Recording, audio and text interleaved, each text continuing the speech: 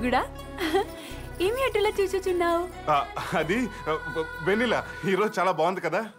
వెన్నెల ఎప్పుడు బాగానే ఉండునే, కానీ నా కళ్ళే దాన్ని అందంగా చూడలేకపోయాయి. ఇప్పుడు వెన్నెల వెండి కొండలా కనిపిస్తుంది. నిజమా? ఇన్ని రోజులు నేను ఎలా వదిలించుకోవాలని చూశాను, కానీ ఇప్పుడు నేను ఎలా వదులుకోగలను అనిపిస్తుంది. అదంతా కాదు గాని మీ బాబు ఎక్కడ ఉంటాడు చెప్పు. అర్జెంటుగా ఫోన్ చేసి మీ కూతురు ఇక రాదు, మా ఇంట్లో నుండిపోతుందని చెప్పేస్తాను. మా తండ్రి గారికి ఫోన్ సౌకర్యం లేదు. అడుక్కు తినేవాడు కూడా ఐప్యాడ్ మెయింటైన్ చేస్తున్నాడు. అవును, ఇంతకు మీ బాబు ఏం చేస్తుంటాడు? పాపులకి శిక్షలు అమలు చేసేదారు. ఓ జడ్జా, ఇప్పుడు అర్థమైంది. అంటే నీకు కూడా నాలాగా నాటకాలంటే ఇంట్రెస్ట్.